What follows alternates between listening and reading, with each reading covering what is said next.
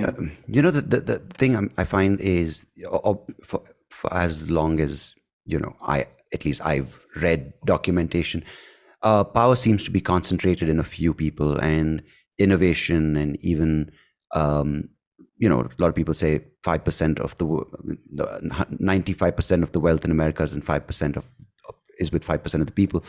And maybe similarly, there are ideas coming out from 5%, which I don't know if it's true or not. But when we look at more recent examples, like either Elizabeth Holmes or the person, Sam Bankman-Fried, in the age of the internet, where there's quote unquote more transparency, and but on the flip side also more information being exchanged easily, has it made has this environment led for more of these psychopaths to emerge, or is there a way to kind of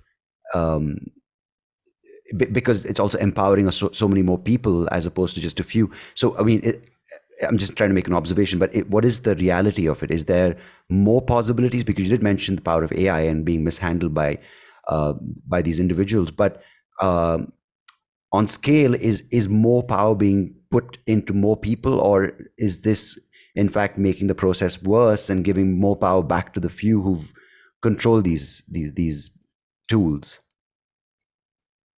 Well, in terms of the distribution of wealth around the world, it's always been a few at the top own the majority of the wealth of loads of different countries. I don't think anybody's ever linked that to psychopathy or not. In terms of people like Elizabeth Holmes, I've heard a little bit about it, but I haven't studied it in any depth. I mean, it does show great promise for my area of research, of course, but I can't really comment on her as an individual without further investigation. Sure. And that's one of the problems of my area of psychopathic leadership and corporate psychopaths, is there are far too many candidates to look at, to research. Right. It shows you how widespread they are. Right. But I think in terms of your comment about are these people getting to the top more, I think they are at the moment. And one of the reasons for that is we don't have jobs for life anymore. So we move from organization to organization every 3 years on average, I think it is, in the West. And so the people we work with don't really know us that well, and certainly not enough to want to block our progress up the ladder. Whereas at the same time as this rapid movement of personnel, you get shallow recruitment processes. So everything seems to be based on an interview these days and a quick look at your CV. And if these people are prepared to lie or in their CV, which they are, then they look good and they get to the interview stage. And at the interview stage, because psychopaths are entirely rational and non-emotional, they can get away with lying because they don't give telltale signs of lying that the rest of us give. So that they're not nervous, they don't lose their temper, they're very cool, calm, and collected, and that makes them look like really good candidates because they don't have this emotional or upsetting response even to accusations of being a liar, for example. And that helps. That's one of the things that helps them get ahead. So they move from one company where they create an internal disaster while claiming great outcomes to their bosses to another company where they do the same thing. And one of the reasons they're able to get ahead so well is they're excellent at upward impression management, so impressing their bosses and superiors. And it's one of the things they do. A good leader looks after those below them. Yeah. A bad leader looks after those above them and ignores those below them. So, and this is the essential characteristic of the psychopathic leader. They spend their whole time networking on the phone, talking to people, telling everybody what great results they're getting, regardless of the truth of the situation. And so when those above them are coming to choose who the next group of leaders will be, they automatically think of this psychopathic person as being an excellent candidate.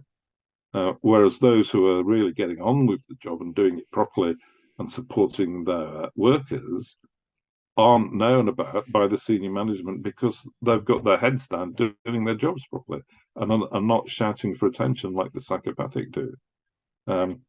And so by the time you get to the top of an organization, the caring and the ethical and the efficient and effective have more or less been weeded out of the selection process because of their lack of ability of getting themselves known and talked about.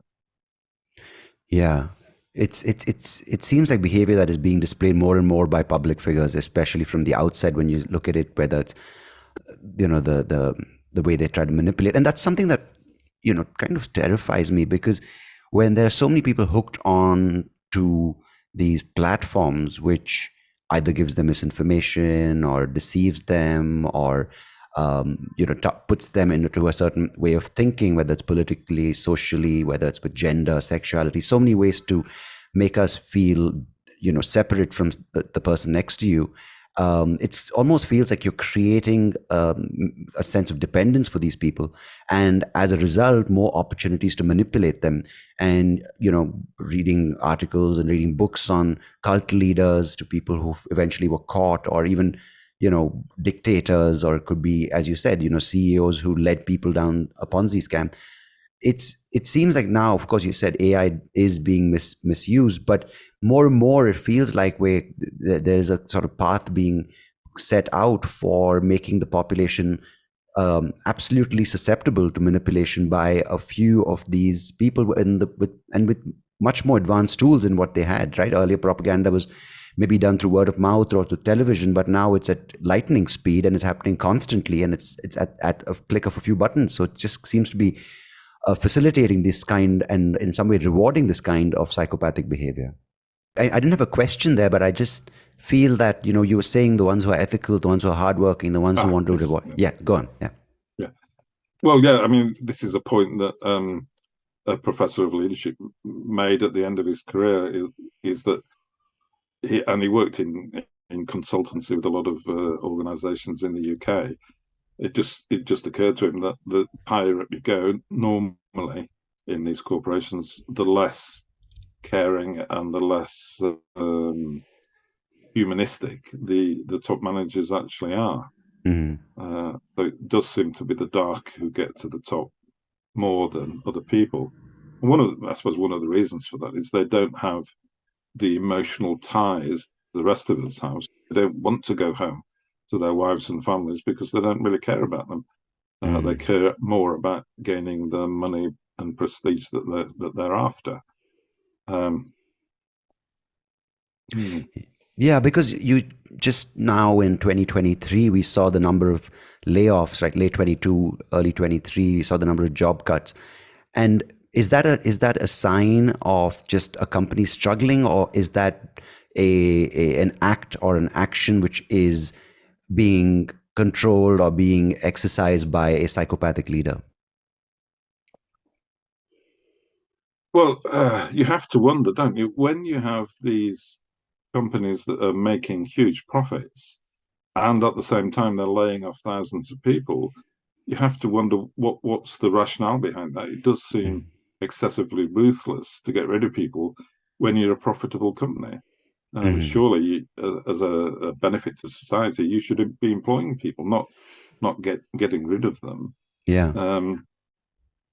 I think, going back to your earlier point about how political psychopaths, for example, get ahead as well as organizational psychopaths. What they use very definitely are divide and conquer techniques to pitch people against each other and create divisions in society.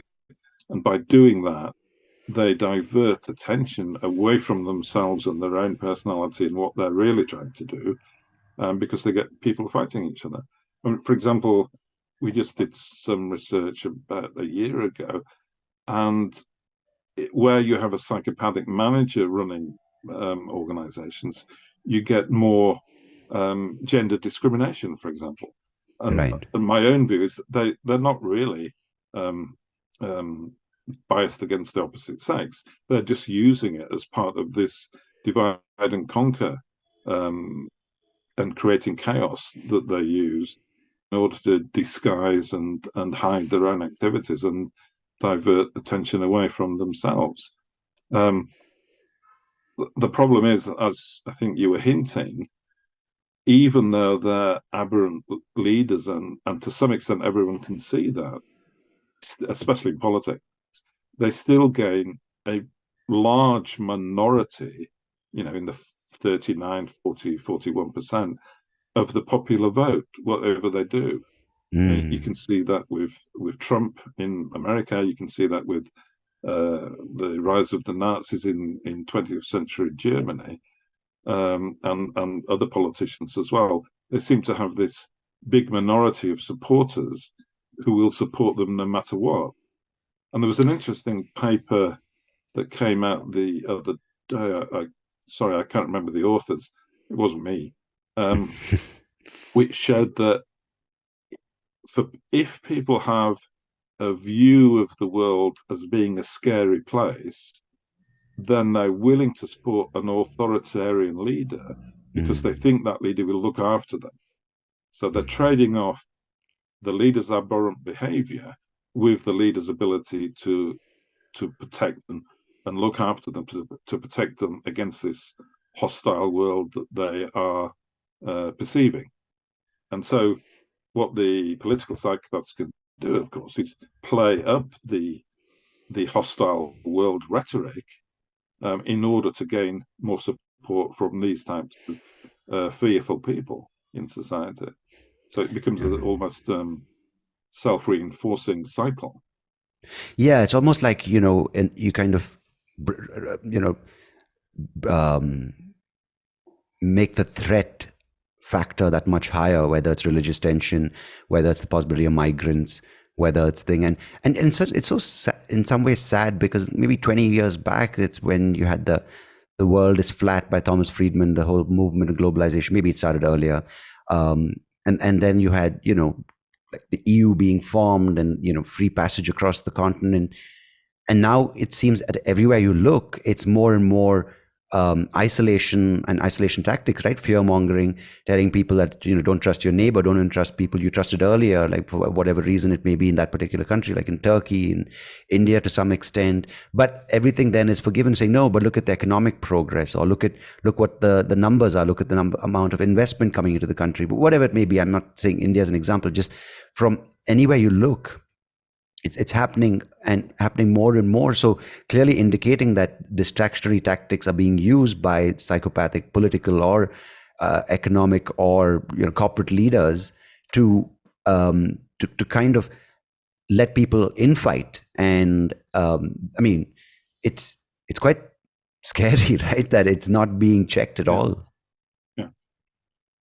Well, once they've created these divisions and these infighting activities in society, then it just runs its course on its own. It gains a life of its own, and they can take advantage of it. And I think a lot of them, they know what they're doing is wrong and immoral.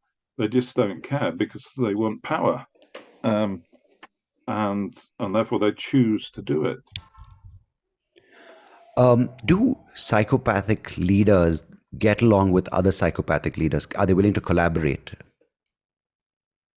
There's not much evidence on that. I think they do tend to coalesce together, Mm-hmm. as long as they don't get in each other's way.